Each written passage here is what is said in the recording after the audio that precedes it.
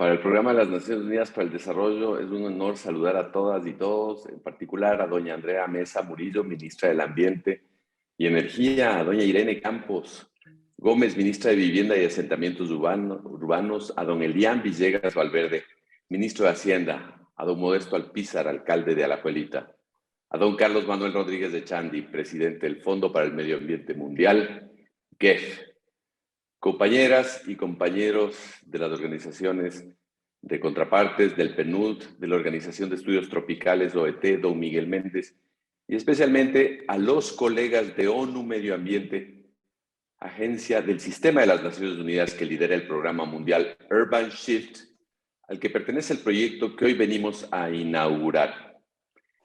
La urbanización descontrolada es una de las mayores amenazas a la biodiversidad. Un fallido modelo de producción, consumo y crecimiento de la actividad humana generó el panorama que vemos hoy en nuestra gran área metropolitana. Una ciudad gris, caótica, contaminada, sin suficientes espacios para la vida silvestre, con escasas zonas verdes saludables y en donde nos movemos muy lentamente, perdiendo tiempo y salud debido a un sistema de transporte ineficiente. Más de un 60% de la población en Costa Rica vive en la gran área metropolitana. El aumento de urbanización entre los años 2003 y 2015 fue una de las principales causas de las pérdidas de bosques y hábitat para la biodiversidad. En ese periodo, aproximadamente 8 de cada 10 hectáreas deforestadas en la gran área metropolitana se convirtieron en asentamientos urbanos, infraestructura o cultivos, según el Instituto Costarricense de Acueductos y Alcantarillados. En el 2019, solo se daba tratamiento al 15% de las aguas residuales. El resultado ha sido inevitable. Personas, fauna y flora vivimos rodeados por ríos urbanos que están enfermos. Ante este panorama, la sociedad costarricense se ha propuesto un camino a seguir, el de transitar hacia una economía descarbonizada, verde e inclusiva. Es un honor, en mi rol como representante residente del Programa para las Naciones Unidas para el Desarrollo en Costa Rica, acompañar hoy a las distinguidas autoridades de las instituciones que vienen a inaugurar este emblemático proyecto. El proyecto de transición hacia una economía verde urbana, generando beneficios ambientales globales. El financiamiento proviene del Fondo de Medio Ambiente Mundial, GEF por sus siglas en inglés. Forma parte de un programa global denominado Urban Shift, liderado por ONU Medio Ambiente. Pertenecer a dicho programa permitirá a socios del proyecto relacionarse y conocer experiencias de otras ciudades del mundo. Esto es una gran comunidad de práctica. El proyecto es liderado por el Ministerio del Ambiente y Energía. Comprenderán, por el ambicioso nombre del proyecto, que en su junta directiva participen otras rectorías del Estado. Hoy nos acompañan el Ministerio de Vivienda y Asentamientos Humanos, el Ministerio de Hacienda y los gobiernos locales de la gran área metropolitana aquí presentes. Hemos organizado un breve conversatorio con autoridades que representan a estos copartícipes, a estos socios. Antes desearíamos proyectar un video de los componentes del proyecto. Por favor, adelante con el video.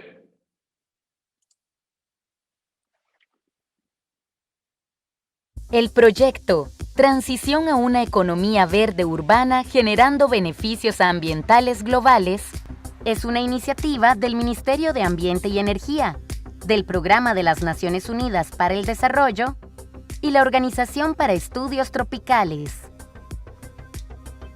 Es financiada por el Fondo de Medio Ambiente Mundial y se ejecutará entre los años 2021 y 2026. Se enmarca en el esfuerzo nacional de reactivación económica tras la pandemia del COVID-19 y tiene por objetivo lograr una reactivación económica descarbonizada en el gran área metropolitana a través de la reforma fiscal y de políticas y la planificación urbana integrada sostenible.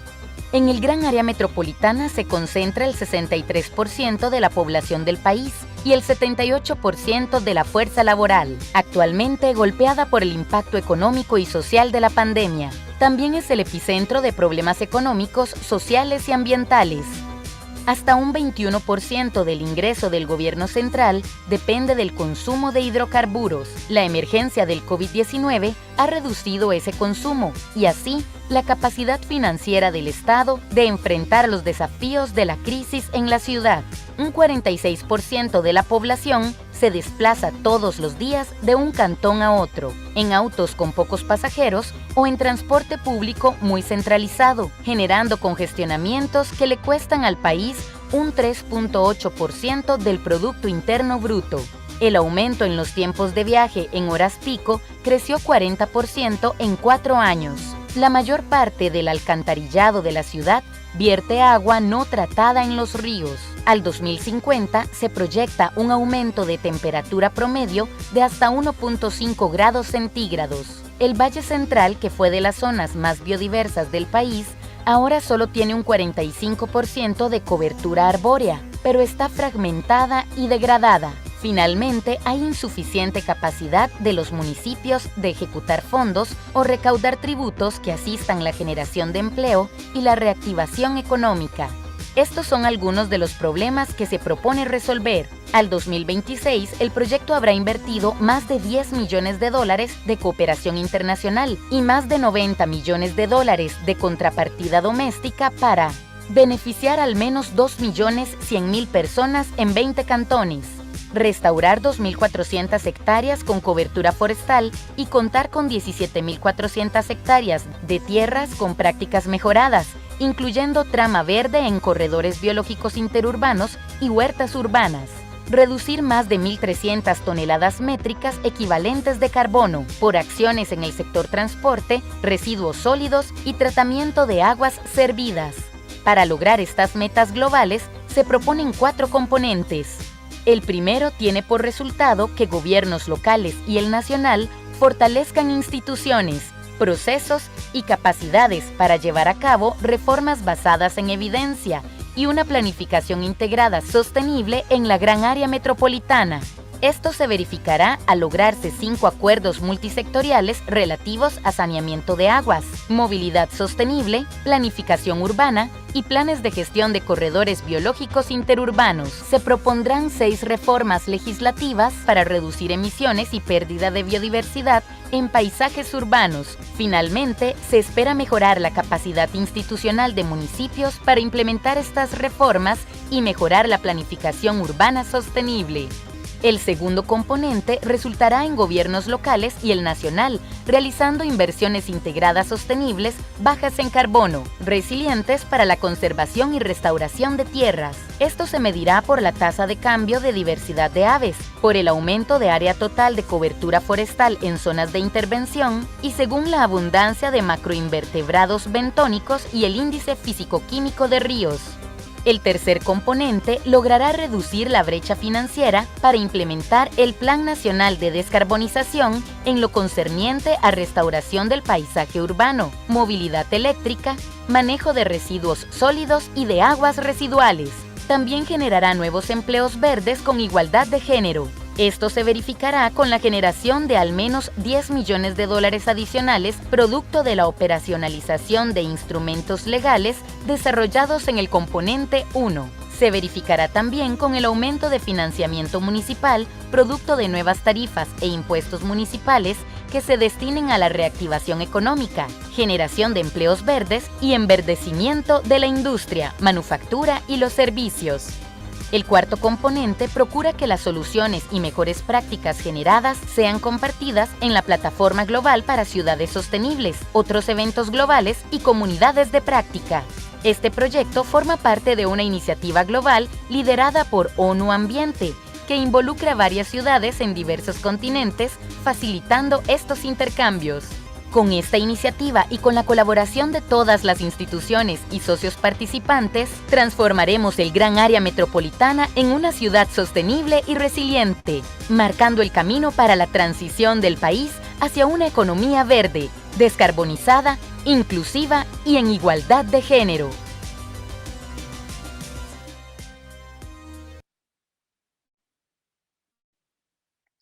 Muchas gracias. A continuación, doy la bienvenida a Carlos Manuel Rodríguez, presidente y director del Fondo del Medio Ambiente Mundial, GEF. exministro de Ambiente y Energía de Costa Rica. Y permítanme la infidencia, uno de los autores intelectuales de las ideas que se plasman en este proyecto. Don Carlos Manuel, en 5 minutos, ¿nos podría decir por qué el GEF invierte en la transición a una economía verde urbana en Costa Rica? Bueno, muchísimas gracias, don José Vicente, y un placer el compartir con todos ustedes, con el señor ministro, las señoras ministras, el señor alcalde, con los colegas del MINAL, con los colegas del PNUD, de la OET. Sin duda, este proyecto es un parteaguas para la historia del desarrollo sostenible de Costa Rica, don José Vicente. Déjeme ponérselo el contexto muy claro. Costa Rica, a lo largo de 35 años, ha logrado ser tremendamente eficiente y eficaz en poder lograr los objetivos que se establecieron hace 35 años para ligar con la deforestación, la pérdida de la biodiversidad, para poder crear un sistema de áreas silvestres protegidas y crear una agenda verde fuerte y vigorosa que nos da muchos beneficios. Beneficios en la economía a través del turismo, y otros beneficios asociados a la resiliencia al cambio climático. Esa agenda fue muy productiva. El turismo basado en naturaleza es la fuente de empleo número 1 en la Costa Rica rural. Eso es tremendamente interesante porque eso no se ve en otros países donde la agricultura, y posiblemente esa agricultura con altos impactos ambientales, es la fuente principal de empleo. Pero cometimos un error muy grande. Los problemas ambientales de la Costa Rica de hace 30 años estaban en el entorno de lo rural. Teníamos una economía basada en actividades agropecuarias en lo rural y no nos dimos cuenta que Costa Rica cada vez más se hacía una sociedad urbana y los problemas ambientales se trasladaron del entorno de lo rural a lo urbano sin que nos diéramos cuenta y pudiéramos planificar para crear la institucionalidad, la coordinación sectorial y las soluciones a esos problemas urbanos. El MINAE cumplió a cabalidad con su misión, pero los temas urbanos ambientales que tienen que ver con contaminación de agua, suelo y el aire, que les corresponden a otras instituciones públicas, pues no operó y no funcionó. Hoy Costa Rica es una Costa Rica bastante rural. Tenemos el gran área metropolitana y las cabeceras de provincia y no logramos crear esa institucionalidad, esas políticas tenemos un problema muy serio en la parte urbana. Es más, hay muchísimos costarricenses que hablan de una doble moral ambiental. Predicamos el éxito de la agenda verde, pero todos somos conscientes de los problemas ambientales urbanos por la contaminación de desechos sólidos en los ríos, la contaminación fuertísima en las aguas subterráneas. Sin duda, el problema ambiental más grande por mucho en Costa Rica es el tema de la contaminación de las aguas, y eso se nos va a revertir social y económicamente en el corto plazo. Este proyecto es ese paso en esa dirección, donde uno se entiende que el tema ambiental es un tema que trasciende por muchísimo al MINAE, y es un tema del gobierno central, y creo yo que la administración Alvarado Quesada será reconocida en el futuro como esa generación que dio ese paso, esa administración que dio ese paso para que el tema ambiental se consolidara como un esfuerzo del gobierno central que se reflejara en indicadores del plan en objetivos y con indicadores medibles en el plan nacional de desarrollo. Y aquí, pues, testigo de todo esto es la señora ministra, las señoras ministras que nos acompañan el día de hoy, y que vemos que esa conjunción de la institucionalidad que se requiere va a lograr que en un plazo más corto que lo que hemos pensado, nuestros nietos se vayan a poder bañar y pescar en los ríos del Valle Central, como lo hicieron mis abuelos en los años 50. Ese es el gran objetivo que tenemos que tener como sociedad costarricense, volver a ser esos ríos limpios, y que el concepto del desarrollo urbano aproveche y capitalice ese gran acervo que teníamos, que es esos ríos y esa biodiversidad en las zonas urbanas. Es interesantísimo el esfuerzo que Costa Rica ha hecho en temas de corredores urbanos, donde el PNUD sin duda ha sido un socio súper estratégico. Y espero yo no solo ver que mis nietos se bañen y pesquen en los ríos del Valle Central, sino que le demos la vuelta a la casa, que la casa no le dé la espalda al río, y que en ese esfuerzo de enverdecer nuestras ciudades, veamos el río y la restauración de los ríos como un acervo tremendamente valioso e importante. Para nosotros en el GEF, este proyecto también es tremendamente importante porque genera también un parteaguas. Estamos finalizando el GEF 7, o sea, ese ciclo de 4 años del GEF entre 2018 y 2022, y empezamos en julio el GEF 8. Y sin duda, este proyecto para nosotros es tremendamente importante porque este proyecto trae elementos que son fundamentales que debemos desarrollar en todos los otros países, que es el aborde integral. El GEF ha venido trabajando con 143 países en temas climáticos, temas de biodiversidad, degradación de suelos, etcétera, pero lo trabaja a través de proyectos que responden a cada una de las convenciones. Costa Rica hoy con este proyecto rompe ese paradigma de desarrollar proyectos que obedecen a una convención y hace una iniciativa a través de ese proyecto que trasciende las convenciones de Río, la Convención de Cambio Climático, Biodiversidad y Degradación de Suelos. O sea, los objetivos de este proyecto trascienden las convenciones y busca una mayor integración a través de los fondos GEF en los objetivos de biodiversidad climáticos y también pues de uso de suelo y planificación de uso de suelo, y eso es valiosísimo. El GEF va a monitorear este proyecto porque la experiencia y las lecciones aprendidas de este proyecto tienen que ser incorporadas a lo largo y ancho de los países, porque tenemos que romper con esta visión del silo donde el GEF y los países hacen proyectos que responden a una o a otra convención.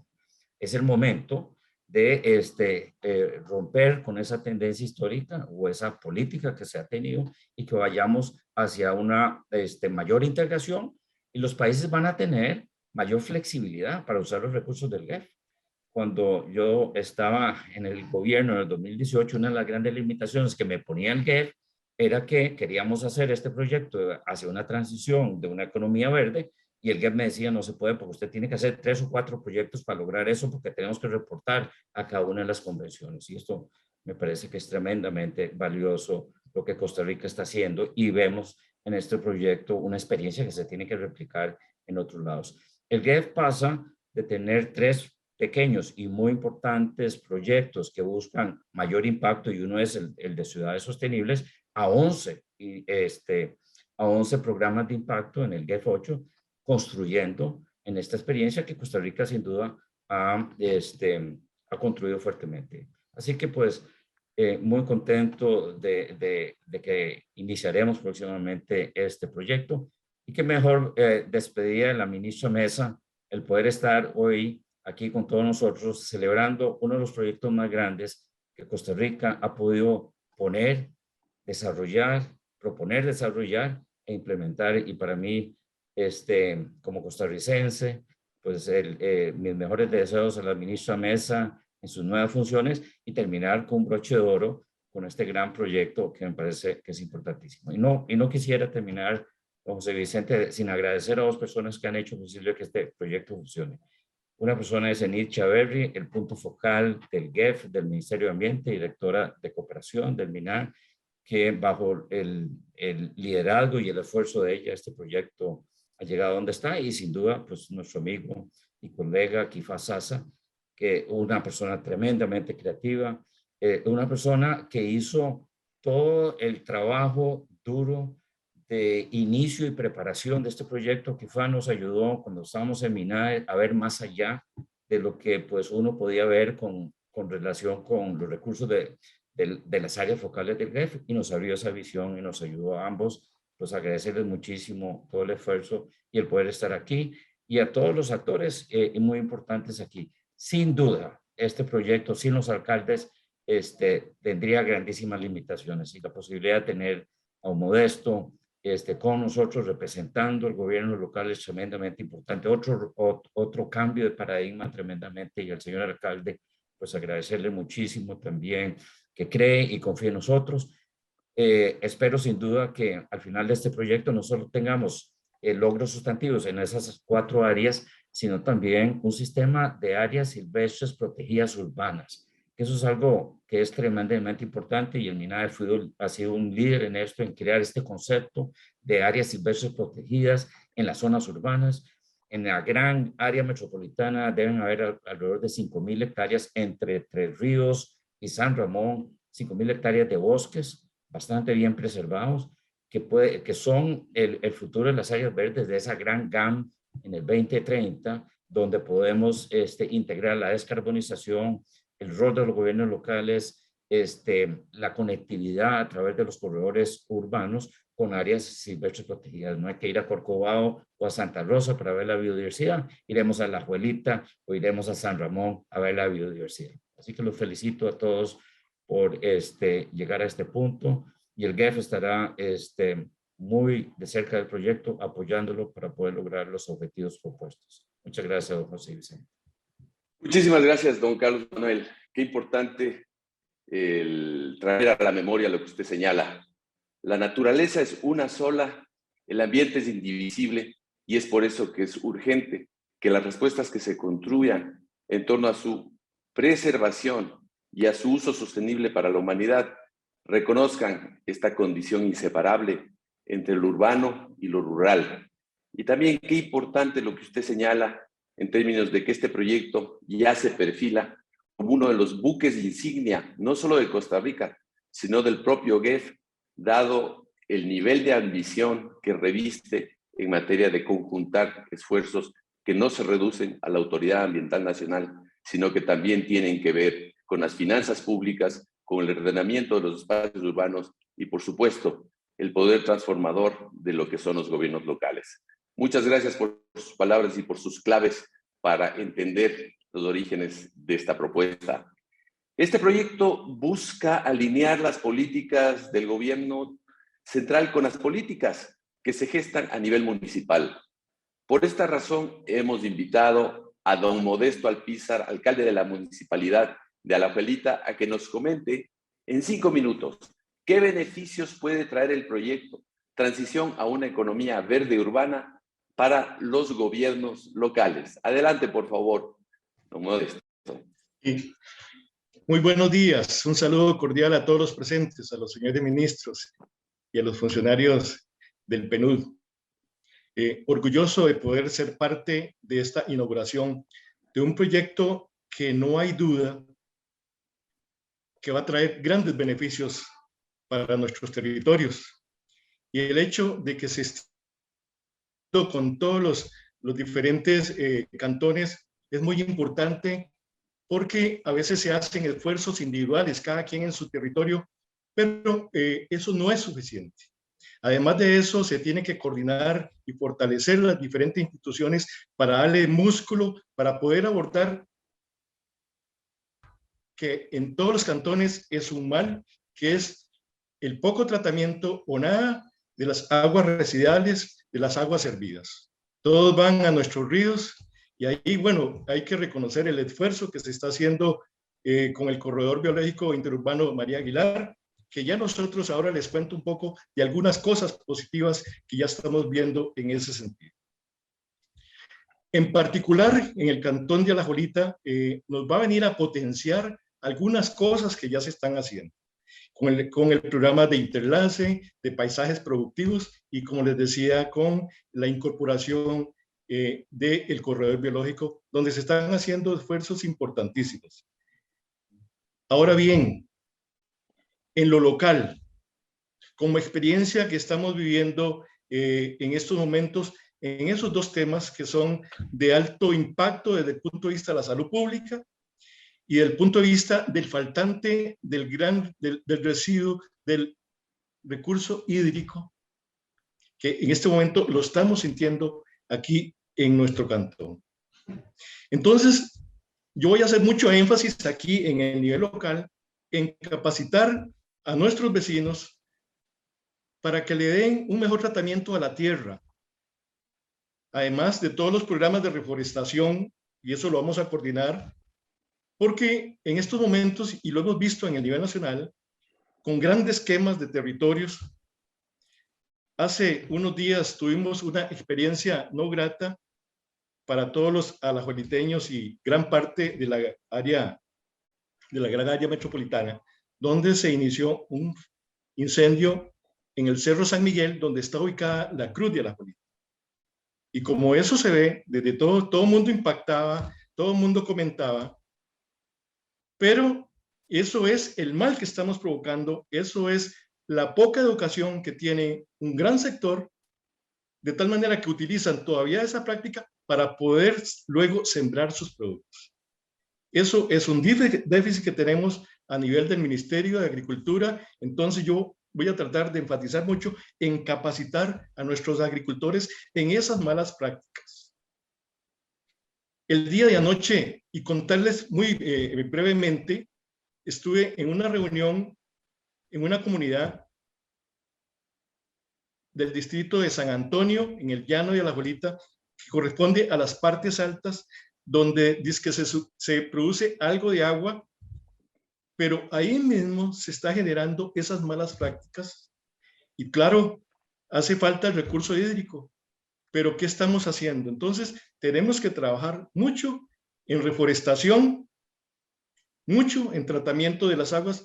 Nosotros tenemos algunos desarrollos urbanísticos y tengo que decirlo y reconocer que a veces las aguas fecales corren por los caños, porque nunca se dio el tratamiento adecuado, pero ahora, bueno, con este proyecto estamos seguros que vamos a tratar de solucionar un tanto esos grandes problemas que tenemos. El que Alajuelita esté integrado en este programa, les repito, no tiene una forma de decirlo, de la importancia que es para nosotros como cantón. Se han hecho avistamientos recientes y se han encontrado hasta 38 especies que yo quería presentárselas, no sé si en algún momento es posible, de aves que corren por el río Tiribí, que desemboca en el María Aguilar. Eso lo comento porque es como estamos recuperando la fauna por algunos trabajos que se han hecho. Y algo que me impactó y me emocionó es un video que tenemos donde ya un armadillo, no sé si tienen el concepto de un armadillo, en el área rural popularmente se le llama cuzuco, ya nos visitó donde está el vivero. Eso es emocionante ver eso, cómo se está recuperando la flora y la fauna con los pequeños grandes esfuerzos que se están haciendo. Y este proyecto, estoy seguro, que va a potenciar esos esfuerzos que están haciendo ahí. Yo quiero ser parte como cantón de esas 2,000 y resto de hectáreas que se van a recuperar, porque tenemos una necesidad imperiosa de recuperar nuestras montañas aquí en el cantón de Alajuelita, y estoy seguro que en cada uno de los cantones en el cual estamos pertenecen a este proyecto. Entonces, desde mi perspectiva, seguro de que este proyecto va a traer muchas cosas positivas, que va a mejorar la calidad de vida de nuestros ciudadanos. En el tema de la descarbonización, hay un tema interesantísimo y se los comparto porque yo creo que a nivel del PNUD hay que hacer esfuerzos. Nosotros en este momento estamos haciendo un esfuerzo económico porque, como bien se lo planteaba, los gobiernos locales a veces no tenemos todo el recurso para poder impactar en estos temas tan delicados. Pero bueno, a poquito podemos ir haciendo algo. Estamos comprando 2 camiones recolectores de basura, de desechos. E hicimos un sondeo para ver si en el mercado ya hay de esos camiones eléctricos y resulta que todavía no están en el mercado. Queríamos ir haciendo el tránsito hacia ese tipo de energías, pero no se encuentran. Entonces tenemos que comprar lo que tradicionalmente se ha comprado, que son los camiones de diésel, de gasolina. Entonces no estamos colaborando en mucho. Esto lo hago como un llamado de atención para ver si a nivel de políticas mundiales se puede ir haciendo eso para ver si se agiliza un poco la puesta en el mercado de este tipo de transporte para los desechos. Eso lo dejo ahí porque yo creo que es importante que se haga un esfuerzo en ese sentido. Es la mejor forma de ir descarbonizando la economía verde para nosotros como municipalidad. El agradecimiento profundo de parte de todos los alcaldes que están y alcaldesas que están en este programa, el agradecimiento profundo por esta inversión que se va a hacer en esos temas tan importantes que tienen que ver con la calidad de vida de nuestros habitantes. Un saludo cordial a todos y todas. Muchísimas gracias, don Modesto. Qué grato es ver la decisión con la que los gobiernos locales liderados, por ejemplo, por personas como usted, a este proyecto. Y muchas gracias por traer sobre la mesa algo que es central dentro de la programación de los recursos del GEF. Esto no se construye sobre un vacío, esto se construye sobre acciones ciudadanas, acciones de la sociedad, acciones de los gobiernos locales que ya están en marcha. Y muchas gracias por recordarnos lo que ustedes están haciendo en el corredor biológico María Aguilar a través del proyecto de paisajes productivos y otras cooperaciones. También queremos agradecer a su municipio y al resto de municipios de la gran área metropolitana por la cofinanciación que están brindando este proyecto, al igual que al resto de contrapartes nacionales, porque este proyecto tiene un carácter catalizador. Son 10 millones del GEF, pero movilizan 90 millones de dólares adicionales de contrapartes nacionales. Así que muchísimas gracias, porque es un placer acompañar a los municipios en la consecución de los objetivos de desarrollo sostenible. La renovación urbana, el fomento de trama verde y mejorar la movilidad humana son parte de los efectos que queremos ver generados por este proyecto.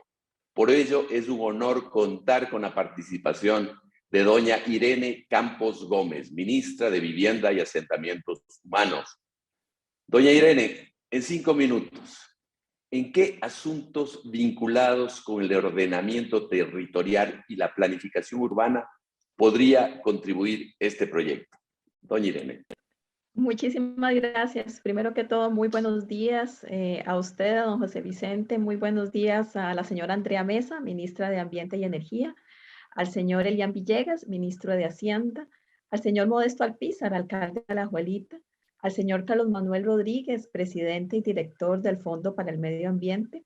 Muy buenos días también a las y a los invitados especiales que nos acompañan hoy por la plataforma web y redes sociales. Quiero agradecer la invitación de estar con ustedes hoy en este día tan importante, el lanzamiento de este proyecto. Este proyecto que es la transición hacia una economía verde urbana y la generación de beneficios ambientales globales. El proyecto es claro en sus objetivos de contribuir a cambiar nuestras ciudades. Bien lo decía don Carlos Manuel, nuestras ciudades en términos generales necesitan un cambio y el proyecto es el inicio y la hoja de ruta de ese cambio. Cambiar de una base económica tradicional a una economía descarbonizada, utilizando como uno de los instrumentos para lograr este objetivo la economía verde urbana. Pero ¿cómo incide esa economía verde urbana en las ciudades? Un poco esa es su pregunta.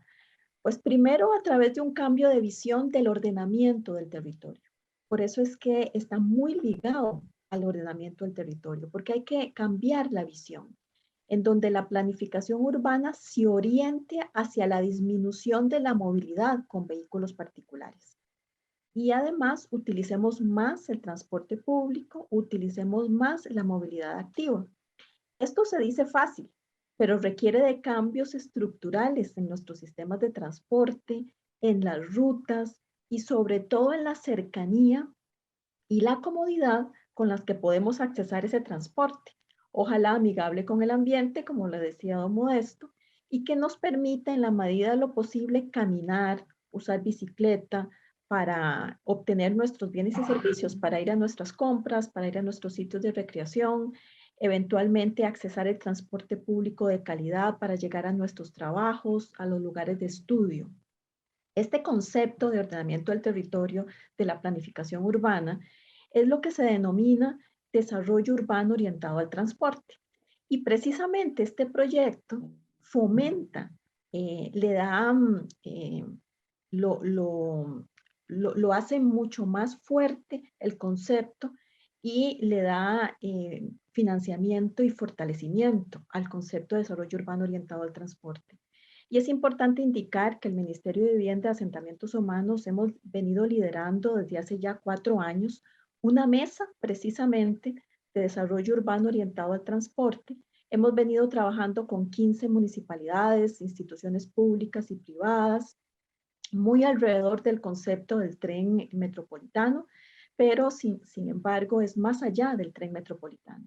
Este proyecto nos permite fortalecer esta mesa de desarrollo urbano orientado al transporte y además mejorar las capacidades de los diferentes actores de la sociedad que intervienen en el desarrollo urbano, en el ordenamiento del territorio, para lograr precisamente esa economía urbana verde. El proyecto también reconoce la necesidad de tomar decisiones en la ciudad con base en evidencia. Ese es otro factor importantísimo del proyecto. Hace un reconocimiento de que las decisiones en el ordenamiento del territorio, en la planificación urbana, se toman con base en evidencia, con base en datos. Y esos datos pues permiten tomar las decisiones conociendo los territorios y también las particularidades comunales y de los barrios.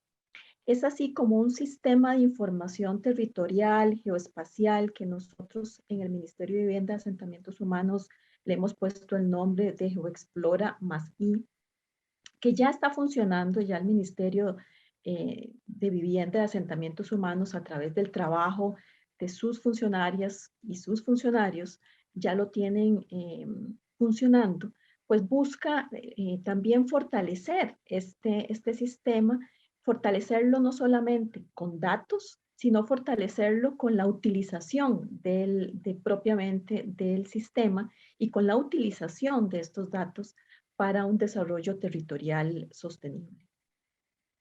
Además de estos dos componentes que acabo de mencionar, hay otro muy importante que tiene que ver con la planificación urbana, que es la renovación urbana.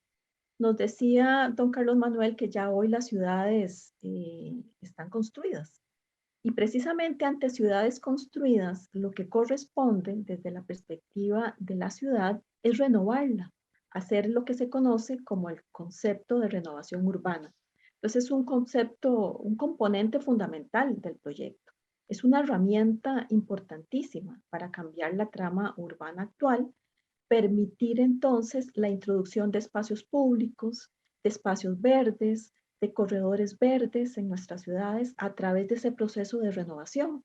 Y el proyecto precisamente busca fortalecer este instrumento de renovación urbana, que ya hoy tenemos reglamentos de renovación urbana, pero que sin duda es un instrumento muy importante para lograr el objetivo.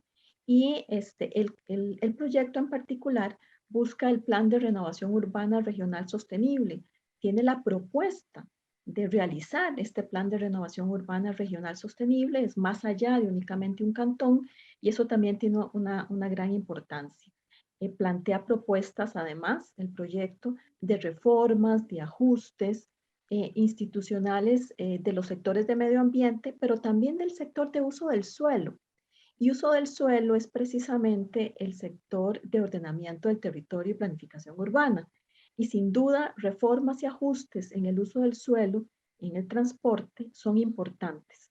En ese contexto, el sector de ordenamiento territorial y asentamientos humanos, hemos venido desarrollando la Política Nacional del Hábitat, pero también hemos venido trabajando en conjunto precisamente con el Ministerio de Ambiente en la Agenda Urbano-Ambiente.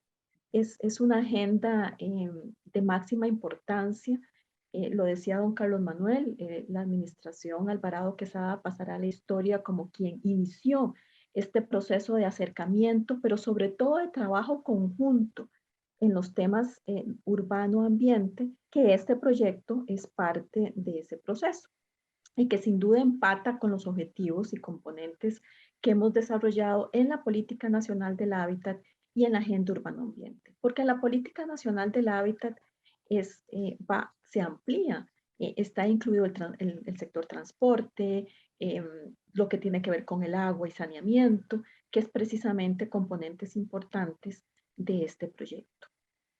El Ministerio de Vivienda ha desarrollado una guía de reajuste de terrenos y en estas diferentes ajustes, reformas que plantea el proyecto, muy específicamente en el uso del suelo, hay que estudiar y revisar todo lo que hoy se conoce como los instrumentos de gestión de suelo. Y dentro de esos instrumentos de gestión de suelo, específicamente el Ministerio de Vivienda ya trabajó con la guía de reajuste de terrenos.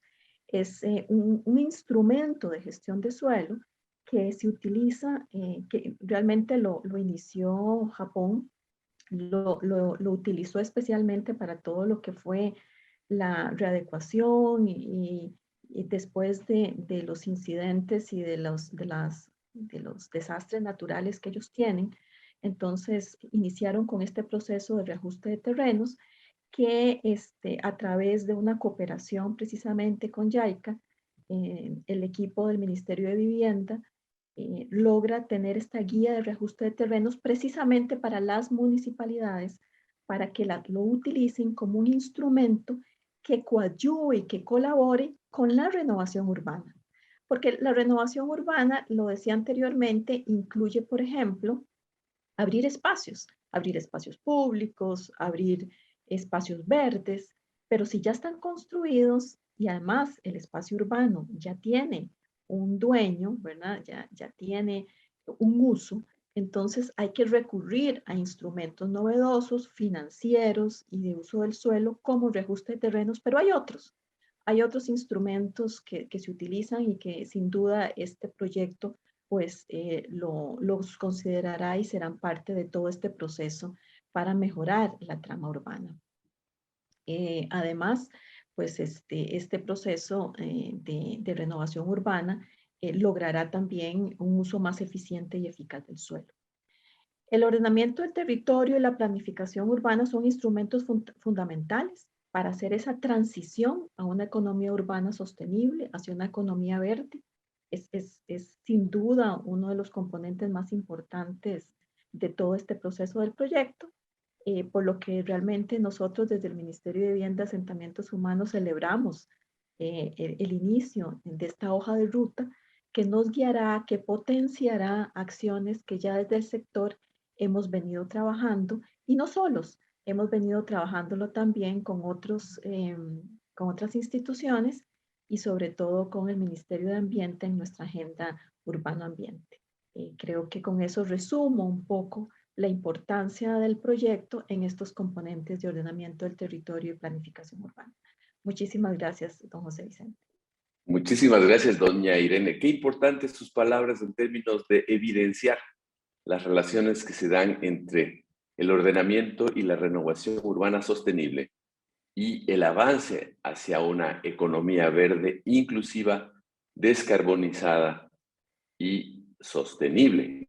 Es crítico poder evidenciar esos vínculos y es indispensable el rol protagónico que tiene el ordenamiento y la renovación urbana sostenible dentro de lo que constituyen los objetivos del proyecto. Muchas gracias, doña Irene. A continuación, quisiera comentar que Costa Rica es un país que apuesta por la descarbonización. Sin embargo, un porcentaje alto del ingreso del gobierno central proviene de gravámenes asociados al consumo de hidrocarburos, como veíamos en el video. Debemos pensar en formas diferentes de generar esos ingresos para el Estado, y esto solo podría suceder luego de mucha discusión y análisis democrático. Las fuerzas vivas de este país deben generar espacios de diálogo para llegar a grandes acuerdos. Por eso quiero solicitar al ministro de Hacienda, don Elian Villegas, a decirnos en 5 minutos qué elementos son clave para generar acuerdos sobre finanzas públicas. Adelante, por favor, don Elian.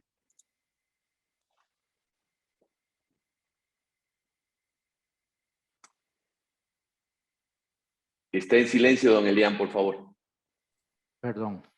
Muchas gracias, don José Vicente, a ustedes. Muchas gracias a don Carlos Manuel Rodríguez también, quien ha puesto mucho de su parte para que este proyecto salga adelante. Doña Andrea, por supuesto, doña Irene, a don Modesto que hoy nos acompaña y a todas las demás personas que son parte de este panel. Yo creo que cuando estamos hablando de estos temas y de pronto a ustedes les aparece un ministro de Hacienda, pues les genera probablemente cierta sorpresa pensar que un ministro de Hacienda venga a meterse en estos temas y a partir de la infundada mala fama que tenemos los ministros de Hacienda, pues también estarán diciendo, bueno, ¿y por qué anda el ministro de Hacienda por acá?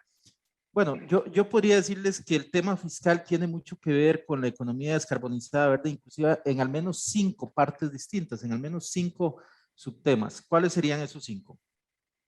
El primer tema tiene que ver con incentivos y desincentivos. Un poquito todo el tema de dónde vamos, qué actividades el Estado necesita que se generen y cuáles necesita ir apagando. Entonces, eso tiene que ver con un tema que se conoce como gasto tributario. Es decir, al final es dónde vamos a subsidiar cosas y dónde vamos a dejar de subsidiar cosas, para verlo así en sencillo. Ese sería el primer tema. Un segundo tema tiene que ver con inversiones de capital.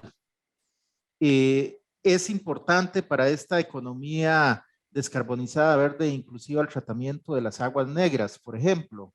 Okay, si eso es relevante, ¿cuánto nos cuesta eso en todas las ciudades de Costa Rica? ¿Cómo lo vamos a hacer? ¿Lo vamos a hacer como una obligación de las municipalidades o va a haber un aporte del Estado? ¿Tenemos que generar dinero? ¿De dónde? Etcétera. Entonces, ahí hay un segundo punto. Esas inversiones de capital es importantísimo. En tercer lugar, hay otro tema que es focal, que es el de la estructura tributaria. Los tributos siguen la economía. Usted no puede pensar en decir que le va a imponer un tributo de 1.000.000 de colones a cada viaje de carreta que se realiza en el país. Porque eso no tiene sentido. Es decir, eso puede haber tenido sentido hace 100 años, pero no tiene sentido hoy. Igualmente no va a tener sentido un impuesto a los hidrocarburos en 30 años. Porque precisamente iría descendiendo muy fuertemente. Hoy representa ese impuesto alrededor del 10% de la recaudación tributaria, pero tiene que ir representando cada vez menos. ¿Por qué? Porque precisamente vamos hacia una economía descarbonizada. Entonces, hay que repensar esa estructura tributaria. Pero no solo eso, hay que repensar cuál es la estructura del Estado. Y ahí el otro día conversando precisamente con doña Irene, con doña Andrea, uno de los temas que nos planteábamos era cuál es el tamaño que debe tener el MINADE, pero más que en función de tamaño, en función de competencias, en función de qué es lo que tiene que hacer ese MINADE, qué es lo que tiene que hacer ese sector en concreto. ¿Será lo mismo que hace hoy? ¿Será más? Tendrá que asumir un papel mucho más rector del resto de la economía. Probablemente, si queremos ir hacia una economía descarbonizada, verde e inclusiva, el papel del ministerio a cargo de doña Andrea tiene que ser un papel todavía mucho más intenso, mucho más fuerte. Y eso nos lleva al quinto punto, que es la estructura del presupuesto. Porque si yo le digo a doña Andrea, ok, doña Andrea, usted tiene que hacer más cosas, usted tiene que dedicar a competencias que van a ser mucho más invasivas en términos de que tiene que llevar adelante una serie de tareas de gran importancia, lo primero que me va a decir doña Andrea es, bueno, pues yo tengo un problema que es el presupuesto.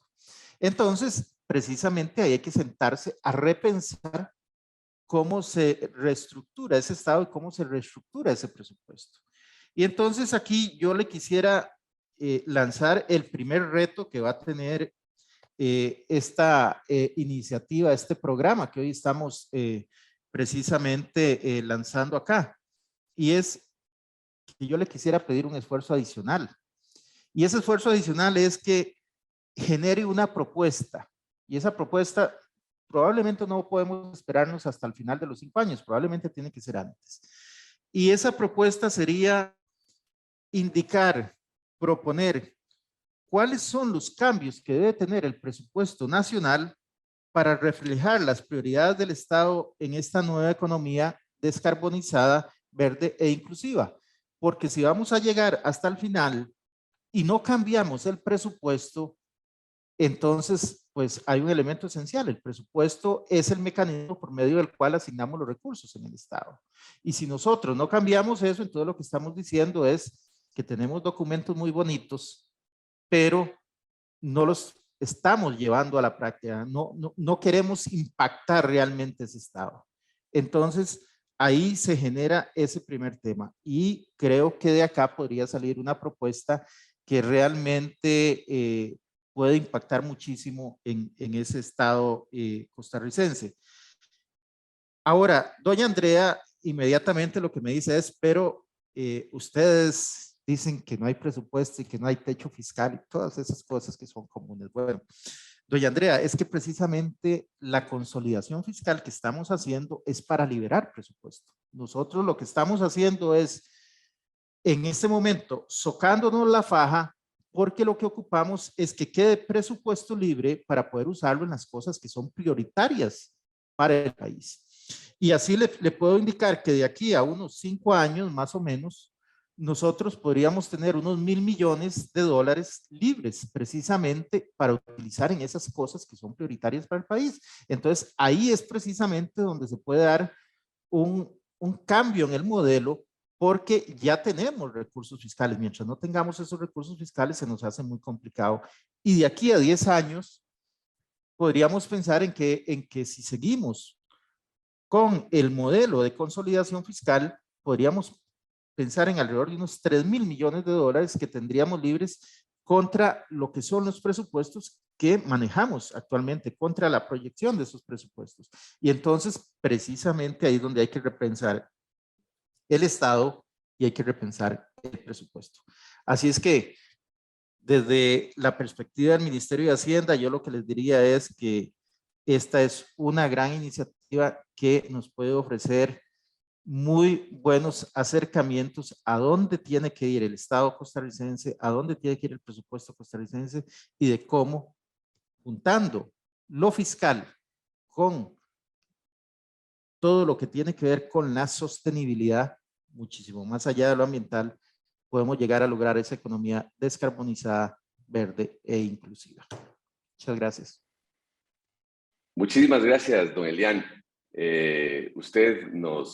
Sus palabras nos permiten entrever el potencial que tienen las finanzas públicas en términos de transformar la trayectoria que puede seguir el desarrollo de un país. Y para ello usted nos señala que se requiere un correlato y se necesita evidencia. Y ha lanzado un reto para que el proyecto y esta iniciativa generen esa evidencia. Muchísimas gracias. Y también muchísimas gracias por, desde uno de los ministerios más fuertes que hay dentro de directivos de todos los países, sumarse a esta conversación y a este diálogo, y también agradecerle su reconocimiento sobre la necesidad de algo que está solo es indispensable, descarbonizar la economía, sino también descarbonizar las finanzas públicas, porque este es un hecho que es ineluctable. Finalmente, la ministra de Ambiente y Energía, doña Andrea Mesa, quien ha sido una abanderada y líder de las políticas de descarbonización en Costa Rica.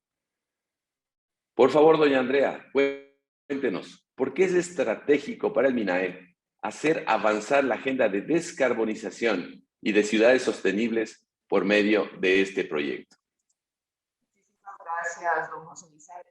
Muchísimas gracias a doña Irene, a don Elian, a don Modesto, a don Carlos Manuel, a todos los que nos están acompañando. Este es un día de celebración y así lo vemos, porque sin duda este proyecto con esa visión sistémica es un proyecto parteaguas, un proyecto que nos está ayudando a entender y a profundizar esa visión de que avanzar hacia la descarbonización implica trabajar con toda la economía, implica un cambio sistémico, que en el fondo de lo que estamos poniendo sobre la mesa es cambios en todos los niveles, en ese nivel local, en ese nivel nacional, con todas las instituciones del gobierno, cambios al mismo tiempo, ¿no? Y requiere de esa intervención de los distintos ministerios, y los dos ministerios que hoy nos acompañan son medulares. ¿Por qué? Porque mucho del reto de descarbonizar nuestra economía está en entender que debemos cambiar cómo son nuestras ciudades, que debemos avanzar hacia esa movilidad eléctrica y esa movilidad sostenible, que no es solo un cambio de tecnología, sino un cambio de vivir en ciudades más centradas justamente en las personas y de ir avanzando en eso que ponemos sobre la mesa. Es una década crítica para cambios estructurales, es una década decisiva y es una década de la restauración. Y en el caso nuestro, tenemos que avanzar aceleradamente en la restauración de nuestras ciudades. Pero eso que implica el territorio, y ha sido muy emocionante escuchar las palabras de don Modesto, ¿no? Y desde ya casi que podríamos decir que el Cuzuco debería de ser la mascota emblema del proyecto. Vamos a requerir de mucho trabajo con esa visión territorial, y vuelvo, lo dijo doña Irene, y secundo esas palabras, mucho también va a pasar porque avancemos con proyectos emblemáticos como el tren eléctrico. Eso es fundamental, eso está ahí y necesitamos seguir haciendo ese impulso en esa línea, pero entendiendo que esos elementos de cómo nos estamos moviendo, que también se acompaña de esa modernización del transporte público, requiere de otras intervenciones en ese nivel territorial y aquí enverdecer las ciudades. Y efectivamente el proceso de corredores biológicos será fundamental, pero también tenemos los parques urbanos. Ya quedó la figura y lo que tenemos es que acelerar, que se consoliden y se conecten y sigamos haciendo ciudades donde vamos a poder caminar mucho más, andar en bicicleta mucho más, con mejores aceras, y muchas de estas actuaciones requieren, y aquí lo hizo Elian muy bien, de tener inversiones claras. Algunas inversiones las harán los municipios, otras requieren de inversiones desde el nivel local, y para eso el reto que lanza Elian lo tomamos. Hay que hacer esa propuesta de cómo darle coherencia al presupuesto público, pero también coherencia a esos distintos instrumentos fiscales. No se vale que sigamos contaminando y que el que contamina no paga. No, el que contamina tiene que pagar, justamente. Y eso es la coherencia que tenemos que empezar a hacer, porque si no vamos a seguir degradando en distintos ámbitos nuestros ecosistemas, vamos a seguir con una polución altísima, etcétera.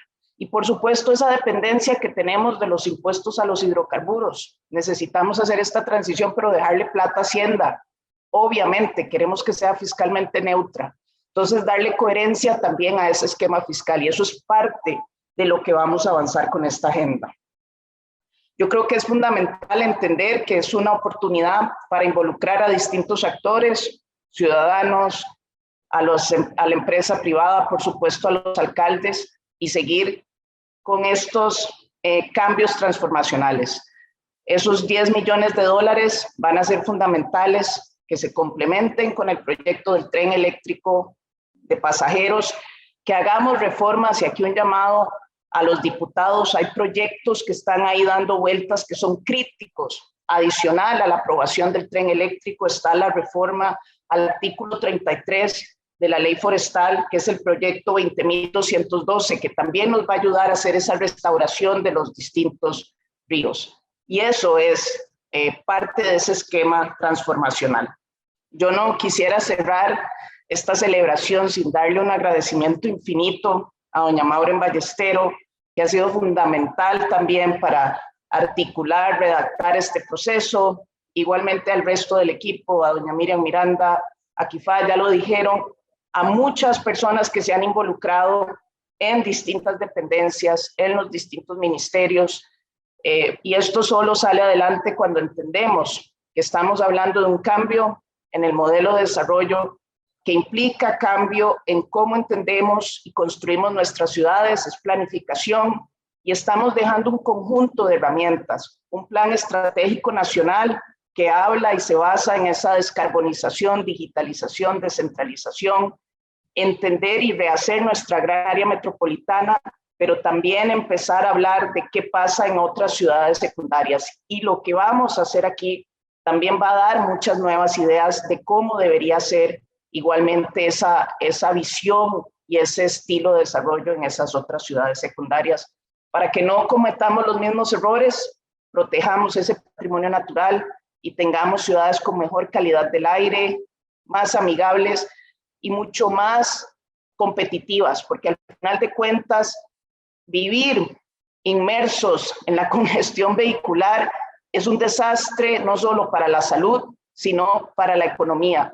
Eso tiene impactos muy fuertes. Entonces, no estamos hablando solo de temas ambientales, estamos hablando en el fondo del modelo de desarrollo y de temas económicos. Y esta es la maravilla de este proyecto que lo integra de esa manera. Lo dejo ahí. Muchísimas gracias, por supuesto, al PNUD, a la OET, que van a ser nuestras agencias que nos van a ayudar a implementarlo, y a todos los que están involucrados, a esos gobiernos locales. Y don Modesto, muchas gracias por toda esa energía y esa visión que puso sobre la mesa.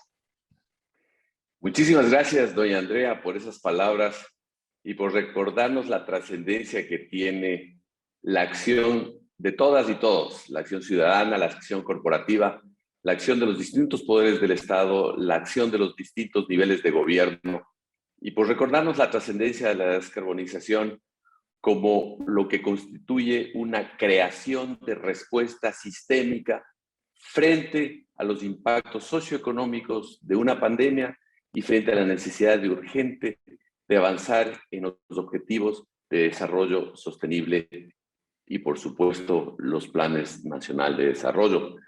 A todas y todos los panelistas, distinguidas autoridades y público en general, muchas gracias por acompañarnos hoy en este evento.